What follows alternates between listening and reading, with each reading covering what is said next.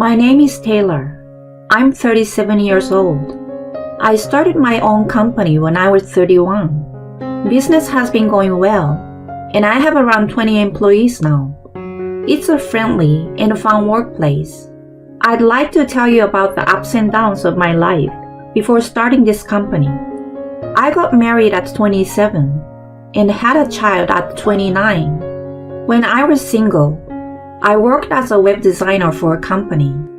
I didn't really have a strong desire to get married, but I was set up on a blind date with a guy through my family acquaintance. Leo was the same age as me and worked as a salesperson for a big company. He came on strong right from the beginning and proposed before long. I ended up quitting my job and becoming a homemaker as he wanted, but it didn't take me long to realize his true nature. First of all, he couldn't detach from his parents.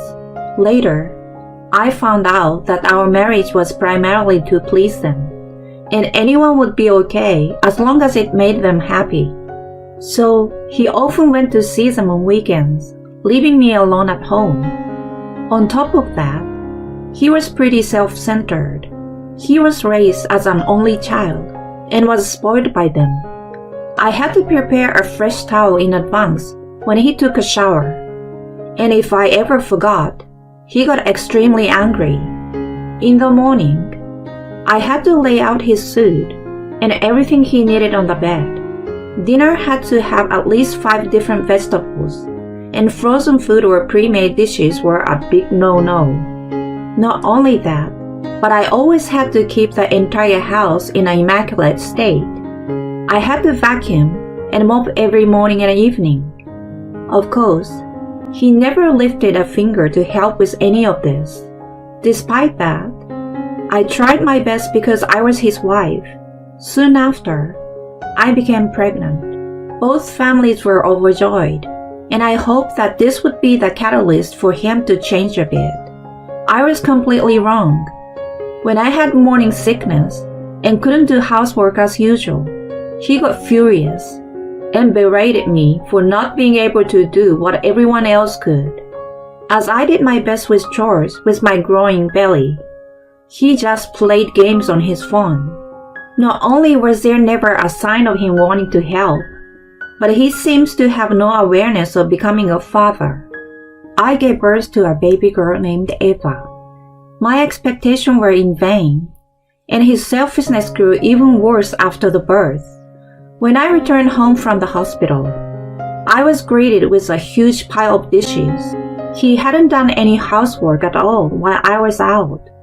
I had to juggle taking care of the newborn while straightening up the house for a while. As usual, he never showed any gesture of appreciation whatsoever. On the contrary, he said that I should have been able to finish something as basic as that in no time. Furthermore, he mocked me about my post-pregnancy weight gain. You are fuller. You look like a meatball. Hey, meatball, answer me. He looked at me with a contemptuous gaze. According to my doctor, my weight gain was entirely within the standard range. I had planned to start a diet at some point, but this really got on my nerve. He wouldn't help with housework and looked down on me after giving birth. Cut it out! When I finally yelled at him, he angrily stood up, knocking over his chair. Who the heck are you talking to? I'm the breadwinner here. You, as my wife, should just do as I say.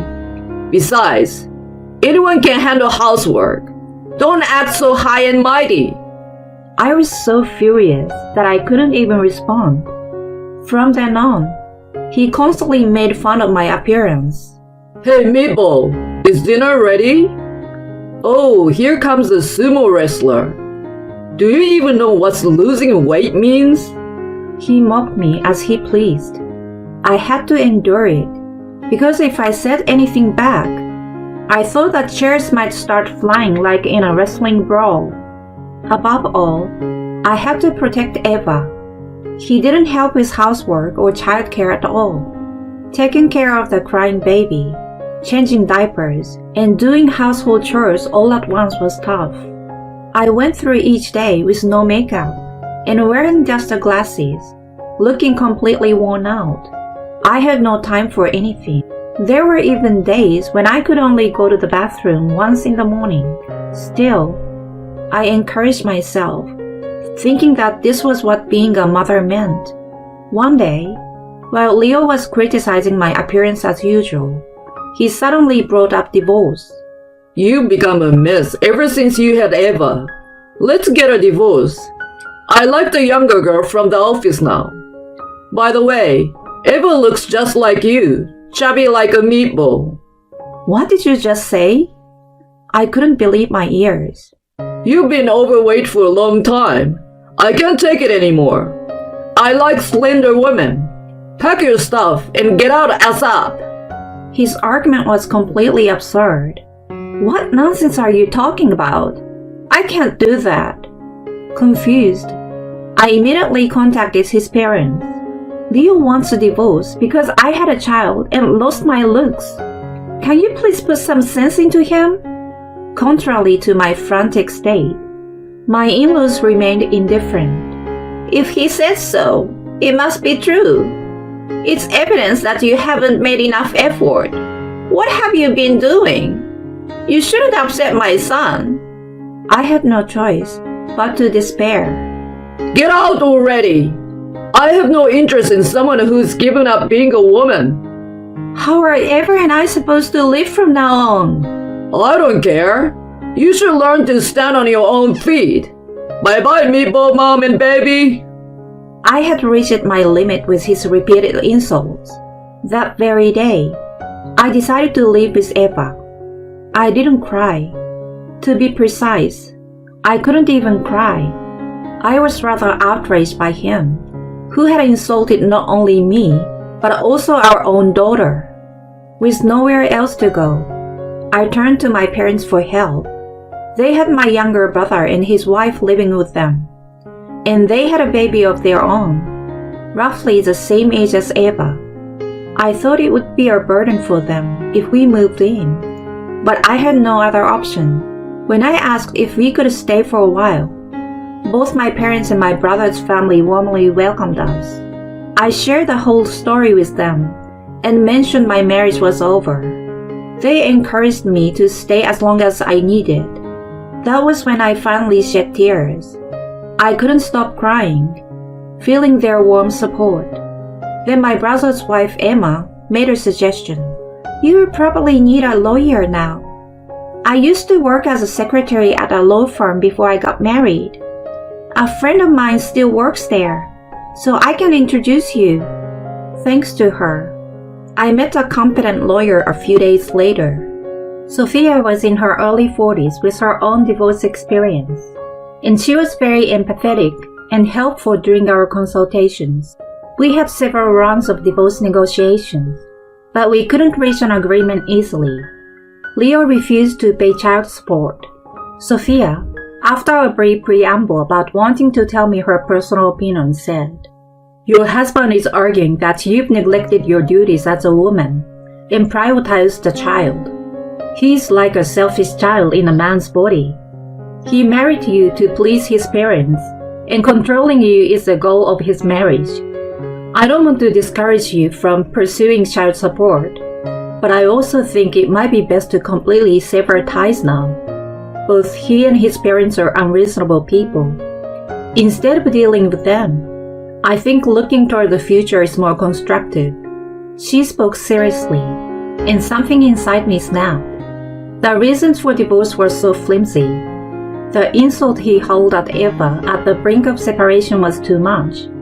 Dealing with him any longer was unbearable. I wanted to be free from him as soon as possible. I made up my mind. I was determined to raise Eva on my own and find happiness beyond this point. From now on, you need to work hard to support your daughter. Are you really ready? I sure am, I replied firmly, making a commitment to face the future head-on. When the divorce was filed, I resumed my work as a freelance web designer. Fortunately, it was a popular field, and I started getting steady work even as a freelancer. I worked tirelessly, designing day and night, and juggling nursing and childcare along the way.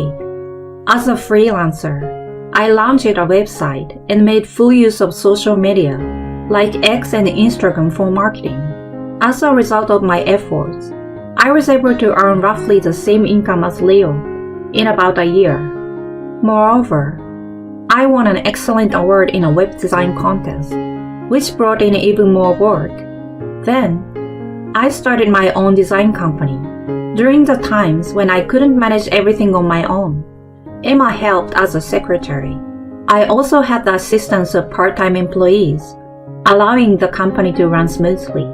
As the business grew, I realized the need for sales efforts. So my brother, who had previously worked for a major advertising agency, quit his job and became the sales manager. With his natural business acumen, he built on the social media-focused marketing I had been doing and expanded into advertising using traditional media. The performance soared in no time. As my company gained recognition, I started paying more attention to my appearance. At the time of the separation, I was always struggling, with no makeup and just wearing glasses, while my determination remained the same. Being in the position of a CEO meant I couldn't help but be conscious of the perception of my employees and clients. So I graduated from the plain look, invested in branded suits and bags, got a neat professional hairstyle, and kept my makeup subtle enough not to appear overbearing.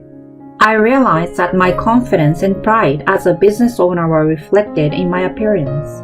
One day after work, I went to a restaurant in Chelsea with Emma. It had a great atmosphere and was one of my favorites. The staff were friendly and always recommended the daily specials, so choosing a dish was easy. Above all, despite being an upscale restaurant, it didn't have a snobbish atmosphere, which I liked. While we were chatting at our table, I noticed a familiar face approaching. It was Leo. You seem to be doing well. He brought water to our table, wearing a big smile on his face. He was working as a waiter at this restaurant. He acted over-friendly, unlike a typical waiter, and the arrogance he had before our divorce flashed through my mind, making me feel nauseated. "Oh, it's you. You seem to be doing fine too," I responded with a smile. After our divorce, I had heard through the grapevine that he had lost his job due to his relationships with female colleagues. I hadn't heard much about his whereabouts since then, but my relatives who frequented this restaurant recently informed me that he had started working as a waiter there. Emma and I had come there out of curiosity, pretending not to know anything. You're looking great. His attitude, as if he had forgotten the way he had ridiculed me in the past, immediately put me in battle mode. "You're annoying. Get out of my sight." Come on, don't be so cold. You're running your own business, right?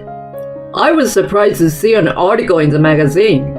Let me work for you, huh? I couldn't believe his audacity. I'm not quite sure what you're talking about. Oh, come on. We used to be married, you know. How about giving it another try? Quit joking around. Go away. You're ruining my dinner. I made a shooing gesture with my hand. Immediately, he started fuming. How dare you give me an attitude? The one without the right attitude here is you. I'm a customer. What the heck? A woman like you acting all high and mighty. It pisses me off. Don't forget you used to live off me. He has been divorced by me and fired from his job, but showed absolutely no remorse. It was amazing how people like him existed in the world. Amidst the heated exchange, I remained strangely calm. Then, the owner of the restaurant appeared. "What seems to be the matter, ma'am?" Charlotte and I had been friends since the restaurant opened. We had known each other since her early days as a waitress, and we shared a strong bond as business owners. I heard our waiter here raising his voice. "Is there any trouble?" she asked with a concerned expression. He has been making baseless accusations against me. Can you please do something? As soon as I finished my sentence, she glared at Leo. Why are you causing trouble? She and I are married, and she started a new company. So I asked her for a job.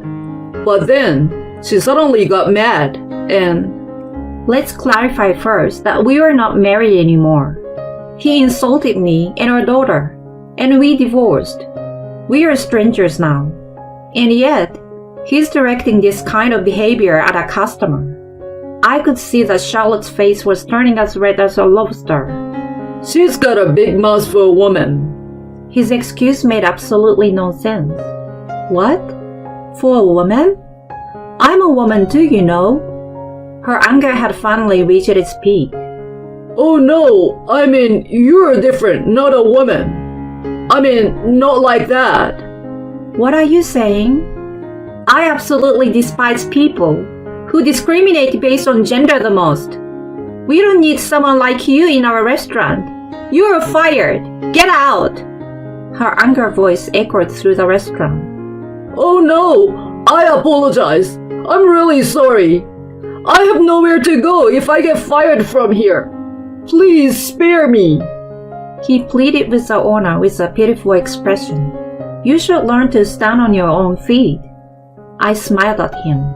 He was dragged away by security, wailing, and was kicked out of the restaurant. According to Charlotte, he had been hopping from one job to another after he was fired from his previous job. She pitied him and hired him as a waiter, but he ended up repaying that kindness in this manner. Truly a case of getting what he deserved. I've never seen someone fit the phrase, "You reap what you sow," so perfectly.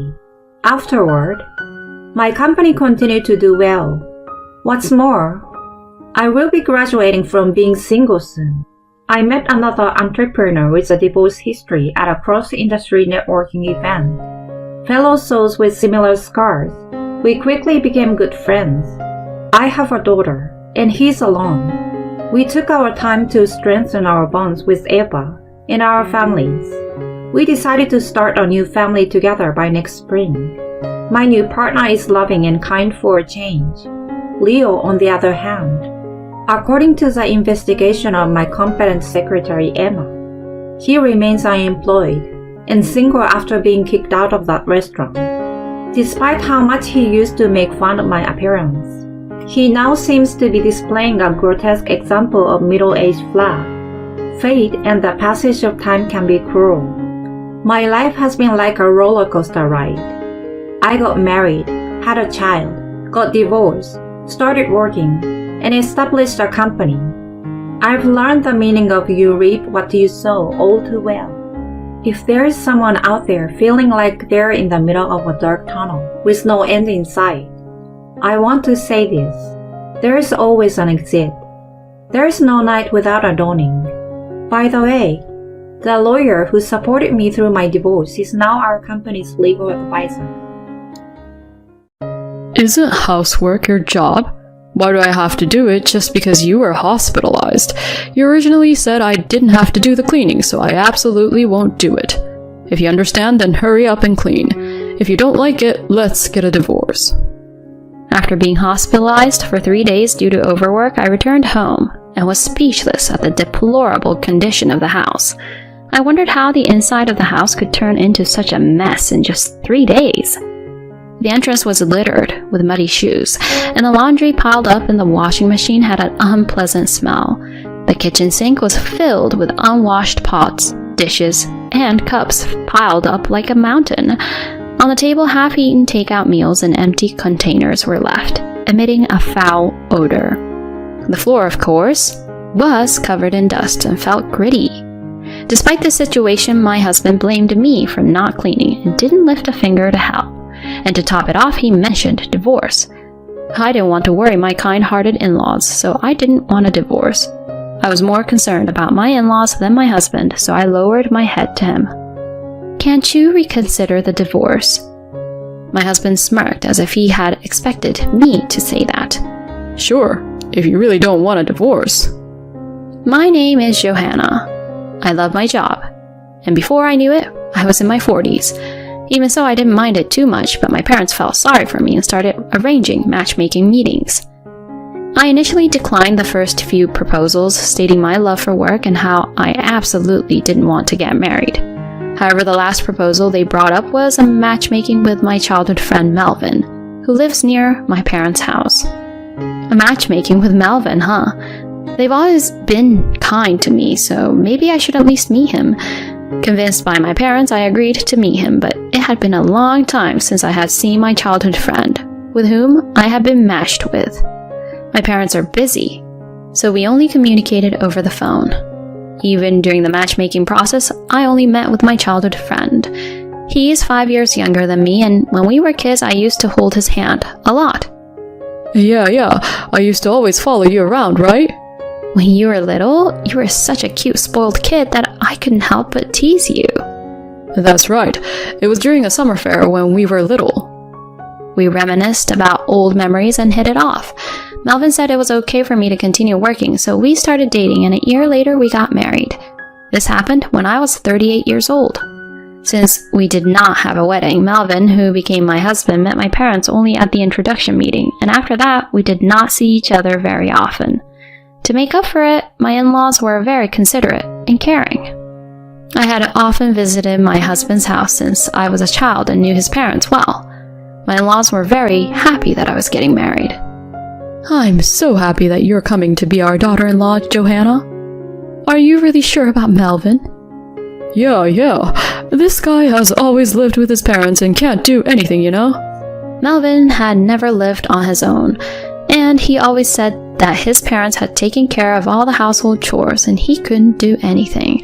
Even so, I thought he could manage some things. Whatever he couldn't do, I could handle.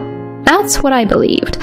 However, Melvin, the washing machine wasn't running. Just putting clothes in won't do it. You have to add detergent and press the button. Oh, right. I'm sorry. It turned out that Melvin couldn't do any housework at all. I tried to teach him a few times, but he couldn't seem to remember and kept making mistakes, leaving me to redo everything. I couldn't help but chuckle at my husband, who apologized with a look of embarrassment, thinking that some things never change from childhood. It's okay, I'll take care of it so you don't have to do anything.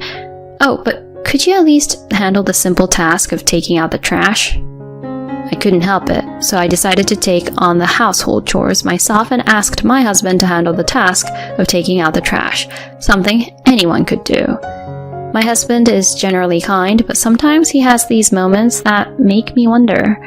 For example, when we were looking at my high school yearbook together, he pointed at a classmate and said, "This person looks ugly, wow." When talking about the school trip, Johanna, did you go on the school trip? I thought you couldn't because your family was poor. He said these things seemingly without any ill intent. Even with the dishes I served for dinner, "This tastes bad. I don't want any more." He would openly express his thoughts, much like a child, and I wished he would be a bit more subtle in his words. I did bring this up with him once, but he responded with a sulky attitude and refused to listen, so it was impossible to have a conversation about it. By the time we reached the 3rd year of our marriage, my job became busier than ever during the peak season, with about a month of continuous overtime. I would come home late at night, leaving me with very little time for household chores. As a result, the house quickly became messy. "Hey, Melvin, could you help with some of the housework?" Seeing how challenging it had become for me alone, I asked Melvin for assistance, but he frowned in response. "Didn't you say I didn't have to do it? Did you forget what you told me?" He retorted this way and refused to listen. With no other option, I began waking up early in the morning and cleaning late at night, sacrificing my sleep to manage the household chores. This was amidst the fatigue from work, and one day I collapsed due to overwork while at work. I had to be taken to the hospital, where I stayed for 3 days. "Johanna, are you okay?" My in-laws came to visit, expressing their concern.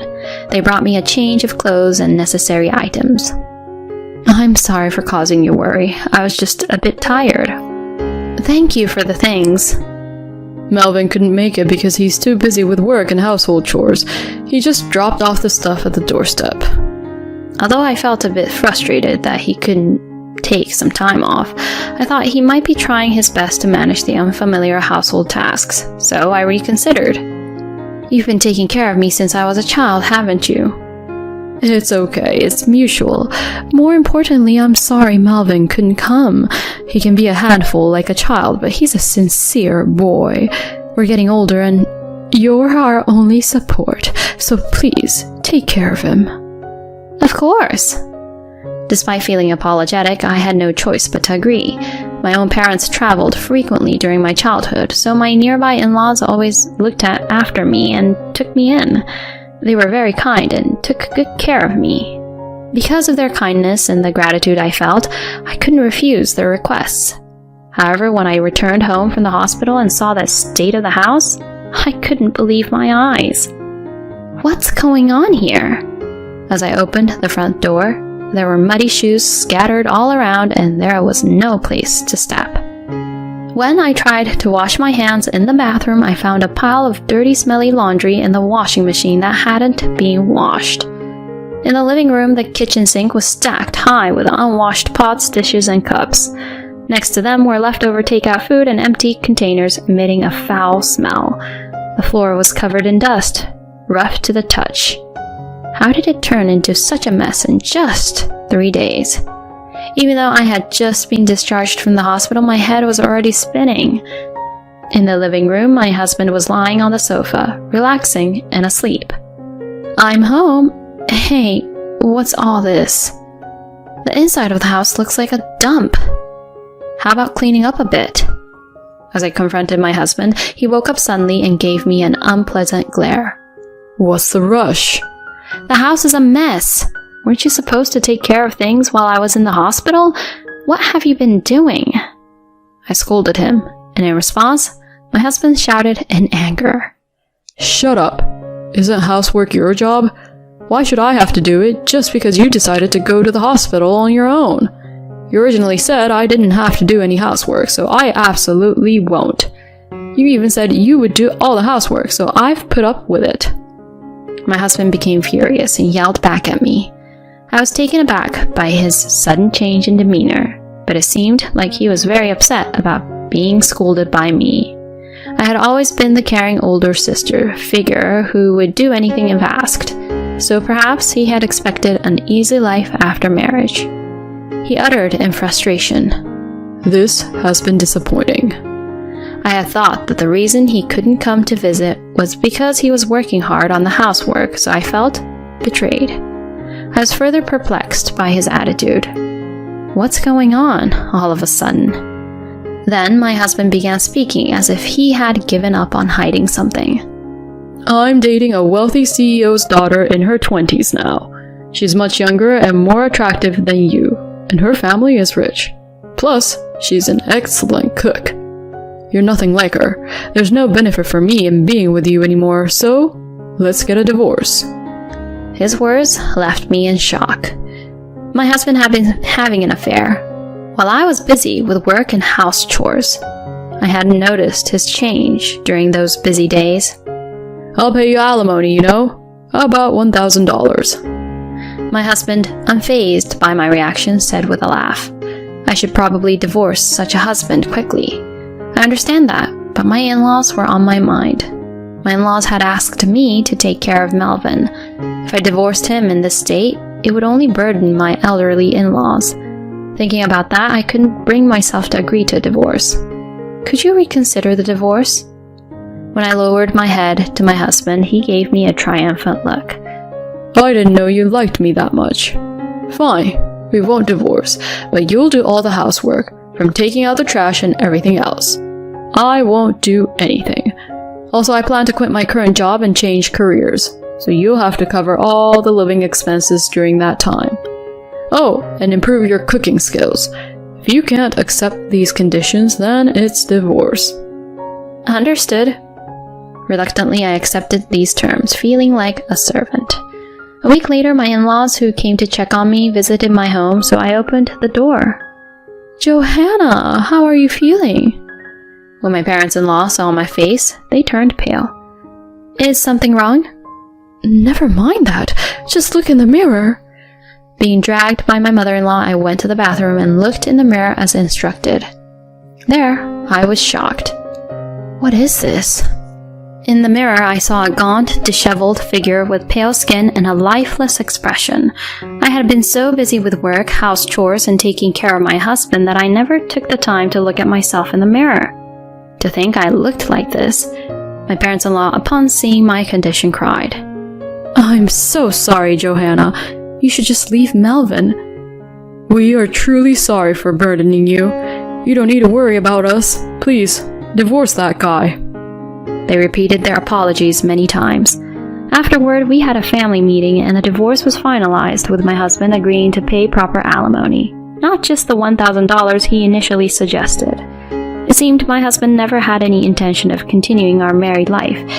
He had merely used me as an ATM for living expenses during his period of unemployment. My parents-in-law were furious with him and demanded an apology, but I, exhausted, declined their request and returned to my parents' home. The alimony was successfully transferred, and a month after the divorce was finalized, my parents had reserved a fancy restaurant for me today.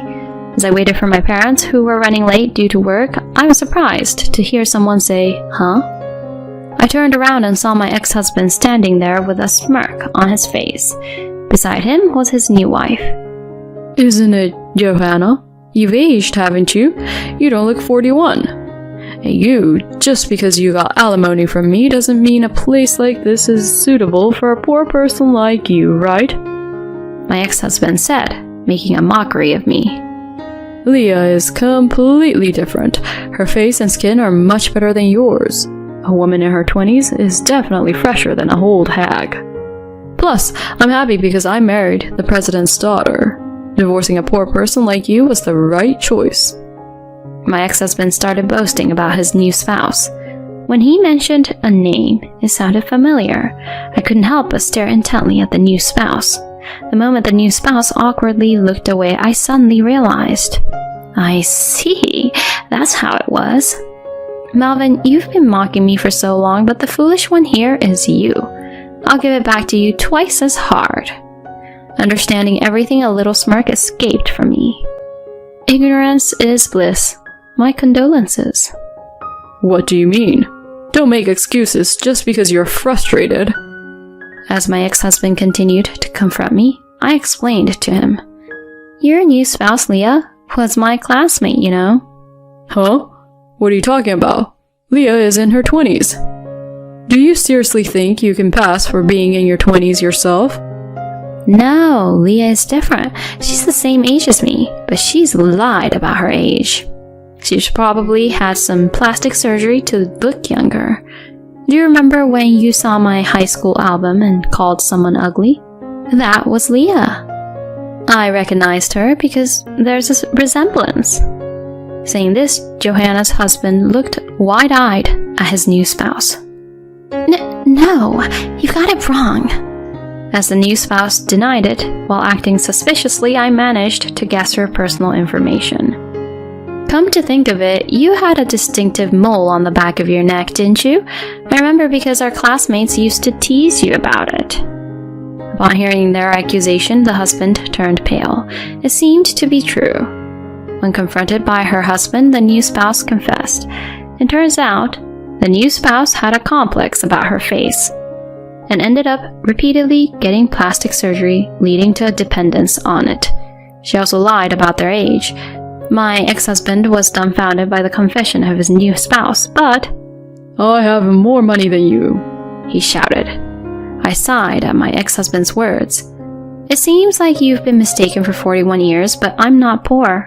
My parents were busy running a company, that's all. In other words, I'm a president's daughter, and our family is reasonably well off. It seems my ex-husband used to think of me as a poor child who was often left in others' care when I was young, assuming my parents were desperately working. However, it turns out it was my ex-husband's parents who received financial support by taking care of me. While my parents' house was small for our family to live in, they mostly stayed at the company overnight, so the house was originally purchased for my use by them. By the way, the reason I worked so hard was not because I was poor, but because I didn't want to lose to my parents. I wanted to show them I could succeed on my own. When I told him this, my ex-husband was in a state of shock. That's when my parents arrived. I've heard everything. Dad is furious and giving a lecture to my ex-husband. Mom is smiling faintly, but it's the face she makes when she's angry. In this unexpected situation, my ex-husband turns pale and panics. Then the surprised manager arrives due to my dad's orders and tries to kick them out. What are you doing? Aaliyah is the president's daughter, you know? And yet, do you really think it's okay to treat her like this?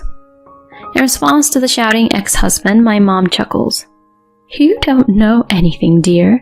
Her family's in the red and on the brink of bankruptcy. Their company has so few employees you can count them on one hand. It's a tiny, struggling business. That's... My mother revealed the truth, and my ex-husband and his new spouse seemed on the verge of starting a fight, eventually being escorted out by the manager. I couldn't help but think, serves him right. Afterward, my parents sincerely apologized to me. My parents talked about how they pushed for my marriage to my ex-husband just because his parents were nice people. I didn't blame my parents because I had similar thoughts. Furthermore, they insisted that next time they would find someone good, but I politely declined. I'm already in my 40s, my career is going well, and I've built a solid professional foundation. From now on, I intend to live my own life and trust any good encounters to the course of destiny. A year later, I received a message from my ex-husband. It seems that at first he had a good time with his new spouse, but as my mother predicted, the new spouse's company went bankrupt. With no money left, the new spouse couldn't afford cosmetic maintenance, resulting in an inability to maintain a youthful appearance. She ended up looking older than their actual age. My ex-husband tried to get a divorce, but it seems his new spouse refused, reasoning that they had finally gotten married. Furthermore, my ex-husband has been abandoned by both his ex-in-laws and can't return to his family home. He's also been shunned by friends, so it seems he has no one to turn to. He doesn't have a job, and even part-time work doesn't last long for him. He came to me asking for alimony, claiming he's in financial trouble. But of course, there's no way I'll give him any. When I told him that if he contacts me again, I'll consult a lawyer, he never reached out again. I quit the job I was doing and joined my parents' company. Although I'm currently busy working as the future president, I find my work fulfilling and lead very satisfying days. What on earth is this food? Huh? My mother-in-law Pam exclaimed, tossing my container straight into the trash. What are you doing? How could you bring these leftovers? Biting back my words, I tidied up the spilled food, shooting her a sharp look. I'm out of here. And don't come back. I'm Maggie, a 30-year-old office worker. So here's the news. I just tied the knot with Richard. We first crossed paths on a group blind date. Honestly, I almost bailed, but a friend convinced me to balance the group. Who knew? Fate was calling.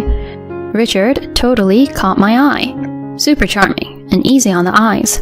Chatting with him was super engaging and I found myself being attracted to him. We swapped our numbers and the texting began. Dinners, movies, the usual couple stuff followed. Every hangout was pure gold. We were totally into each other. After going out for a bit, he spilled his feelings and boom, we were officially a thing. Everything was on the up and up with us. His date game was strong, had me on cloud 9. I was head over heels, especially seeing how he treasured me. About a year in, he hit me with a big question. Maggie, I can't picture life without you. Forever together. Sound good? Will you marry me? Absolutely. And just like that, wedding bells were in the air. Then came intro time. We met the folks. Richard, being genuine, really clicked with my parents. They were all, Treat our girl right. Promise, she's in good hands. Phew, parents approved. Now the tables turned. time to meet his family. Walking up to their place, I was mad nervous. His place was straight out of a history book. Is your family kinda a big deal? Legend has it Grandpa owned this posh jewelry spot. Cashed in, built this mansion. This is home base. Gotcha. Chit-chatting, the front door swings open and there she was. His mom. Nice to meet you, I'm Maggie. Step inside. Her poker face game was strong. I hoped for more warmth, but okay. Inside, Dad-in-law was chilling. Did the intro thing and got a supernatural Pleased to meet you. awkward silence filled the room. Richard, trying to lighten things up, was like, Oh yeah, we brought some treats. Mom's face lit up, if only for a sec. Thanks, we'll snack later. I mean, I expected tea time now, but okay. Is she not feeling me? She just took the gift and sat there. Come to think of it, they didn't give me anything. No coffee or cookies. I felt a bit of that cold shoulder. The conversation was super stilted, as expected. Richard, Mr. Optimist, launched into our wedding details. My mother-in-law, Pam, couldn't resist. When you're marrying into this family, there are rules. Go on. Big house, right? Family get-togethers are a monthly thing here. All right. We expect you at every shindig. Plus, pre-party setup? That's on you. You're kidding. She went all ultimatum on me. What? I glanced at Richard. He tried to soften it. It's kinda how we roll. Hope you get it. I really want this to work, but monthly family bashes sound daunting. Is this even a good idea? Doubts were creeping in. This might be over your head. It's a high society thing. Her smirk? Ugh. Felt like she was looking down on my family. Not cool at all. It's all good. I hope to get along with the family. She looked thrown off. Great, I'm eager to see. Her eyes were just as fiery as mine, and that wrapped that day. Later, the whole family jam happened. Pam was still talking sarcastically. After my folks asked me if I was sure about marrying Richard and into his family, I totally got where my parents were coming from, but I was smitten with him at that point. Plus, I felt that backing out would be letting my mother-in-law win, so the thought of canceling the wedding didn't even cross my mind. We had our beautiful wedding, jetted off on our honeymoon, and started our married life. About a fortnight later, we had one of those family gatherings Pam had talked about. We decided to give it a shot.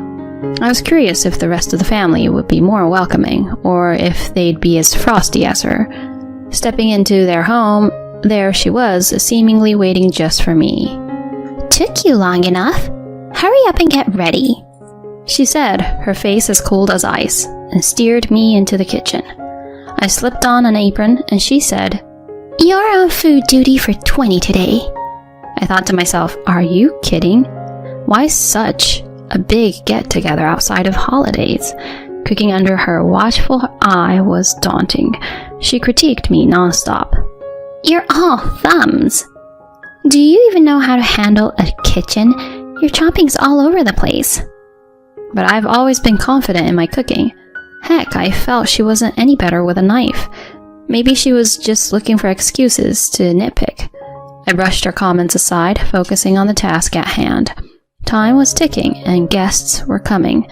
After wrapping up in the kitchen, I felt wiped out. I was about to catch my breath in the living room when my father-in-law Wally chimed in. Hey, could you set the table?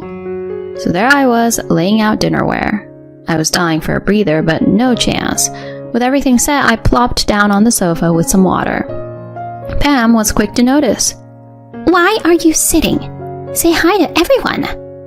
It felt a bit over the top since I was merely resting for a second, but I figured I should mingle, so I headed over. The room was packed. I was overwhelmed. About 20 folks, just like she said. Some looked familiar from the wedding. As I introduced myself, they all responded warmly. When they got a taste of the food I'd prepared, the compliments rolled in. You made this, Maggie? Yes, I hope you enjoy it. It's outstanding. Well done. Much appreciated. They were genuinely lovely. They ensured I took a break, even reminding me to eat. "Thank you for making all these dishes for us, Maggie." Their thanks was heartwarming, but in the middle of a conversation, Pam beckoned. "Why are you lazing around?" she quipped. "I'm not. I was just mingling." "You should be serving, not chatting. I'll do the talking." "What?" It felt like she was purposely sidelining me. My brief bonding time with the family was all I got. She kept me running errands the whole party. And the post-party cleanup? A total nightmare. She barked orders but didn't lift a finger. With Richard and his dad out cold from too much booze, the cleaning was all on me. Once done, she said, "Nice work. You can head out now," and shooed me away. My husband was out cold, and she sent me home by myself. I left utterly drained and miffed. Her behavior was one thing, but my husband's indifference? That stung. He seemed to have had a blast, oblivious to everything. I felt alone, realizing he wasn't my ally. The next afternoon, he finally showed up. Why'd you bail last night, Maggie? "What do you mean? Your mom sent me packing." That doesn't sound like my mom, he said, clearly taken aback. "Well, she did. She's been riding me since the party prep started." His face went from disbelief to anger as I filled him in. Enough with the lies. Why do you keep lying like this? Have you lost your mind from drinking too much? Honestly, I was dumbfounded. I never imagined he'd trust his mom so much more than me. Even with his parents' previous antics, I held on to the hope that he'd back me up. But that hope vanished quickly. From that point on, I started having doubts about him. I questioned whether we could keep going like this. We were newlyweds after all, just about half a month in. I figured I'd give it a year, if only for the sake of the folks who celebrated with us at the wedding. With that resolution, I kept going with our marriage. He tends to bounce back after blowing up, so thankfully everyday life wasn't like walking on pins and needles. A month later, another gathering at the in-laws loomed. Prepping myself, I made my way there, curious about how many I'd be cooking for this time. I greeted. "Good morning, Pam." "Come to the kitchen right away." Per usual, she was straight to the point. Donning my apron in the kitchen, I noted fewer ingredients. Asking how many guests to expect, she responded dismissively. 7. "Just 7? Got a problem with that?" No. I was taken aback. Last time it had been way more, but 7 felt doable. With that mindset, I began. Yet, like clockwork, she found flaws with every move. With fewer attendees, I hoped to actually enjoy the gathering. But the opposite happened. Pam, now able to monitor me more closely, kept me on a tight leash, denying me any downtime. It was draining, even more so than last time. And my husband? He just immersed himself in food and had fun, leaving me to tend for myself. Post-party, the men crashed, and Pam, lounging on the sofa, ordered me to handle the mess. More beat than before, she had me out the door soon after with a snarky, "Strangers can't stay overnight here. Only family can. So you better leave." Honestly, I was ready to leave. Dead tired, I hailed a cab, went home, and crashed. The next day, my husband strolled in, grumbling. You're so selfish. How could you just bail on the family? I was dumbfounded. Your mom literally told me I'm not family and sent me home. But this only made him angrier. Why the lies? I can't believe you'd stoop this low. His words stung. I told myself I couldn't handle another episode like this. A few weeks later, he mentioned a major family gathering. Too much cooking for one morning at my folks. Maggie, they want some dishes prepped in advance. I begrudgingly agreed, thinking it'd just cause more issues if I declined. After a full day of cooking, I packed everything up. Cooking from home spared me any nagging from my mother-in-law. I got to their place early, prepping for the 50 expected guests. Once all arrived, Pam announced, "Thank you for coming. The meal will be out shortly. Enjoy some drinks in the meantime." She seemed to revel in playing hostess. She signaled me for the food. As I started unpacking the dishes to transfer them, she exclaimed, "What on earth is this? What do you mean? There's quiche, fried chicken, the dishes you asked for. Who'd eat such mundane food? In a shocking move, she tossed my dishes in the trash right in front of everyone. What are you doing? How could you bring these leftovers? I apologize, everyone. My daughter-in-law made a mistake. But don't worry, I've prepared some exquisite appetizers for you all. Turns out she'd planned this humiliation from the start. After I spent hours in the kitchen, she carelessly discarded the food right in front of our family, making me feel small. It was clear she was trying to push me around, aiming to have me in her grasp. How she managed that with such ease is baffling. Without uttering a word, I tidied up and shot her an icy look. I'm out of here. And don't come back. And just so you know, I want a divorce. My outburst left my in-laws and husband speechless. Their only reaction was a stunned, "What?" "Wait a minute, Maggie. How'd you jump to divorce? This wasn't on me. We just celebrated our 3-month anniversary. Imagine the gossip." He complained. Looking back, I should have pulled the plug on this earlier or skipped the wedding altogether. A voice from the crowd said, "Can't you see you're why she's thinking divorce already?" More voices pitched in. That's right. If he can't stand up for his wife against his own mom's antics, that's just sad. For real? From day one, Pam has been nothing but nasty to Maggie. And the silent duo, husband and so, are equally bad. The relatives laid into the in-laws, who were visibly shaken. Hang on, everyone. What's the deal here? Pam stuttered as relatives began to rise. We can't stomach your antics anymore. Truth be told, these monthly invites are a total drag.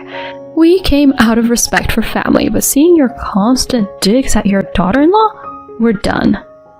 Another voiced their agreement. Count our family out too. As the room buzzed with movement and chatter, Pam's distress was clear. Wait, what do we do? Choosing to exit with the crowd, I heard my husband's desperate plea. Maggie, I messed up. Please, give me another chance. But a relative's response was swift. Grow up. Where were you when she needed you? Later, I got an attorney to set the divorce wheels in motion. He dragged his feet a bit, but the mention of court had him signing on the dotted line. Since that day, it seems the in-laws' invite list has dwindled to none. Word is, Pam's now a shadow of her former self. And my ex? He's become the joke at his office and around town, known as the guy who lost his wife in a flash. Rumor has it, work's not going so well for him. Can't say I'm surprised. Meanwhile, I've settled back with my parents and jumped back into my career. Thank heavens I hung onto that job post-wedding. For now, it's all about work and saving up. I've pressed pause on the whole love scene, but when I'm game to dive back in, I'll be vetting the in-laws for sure.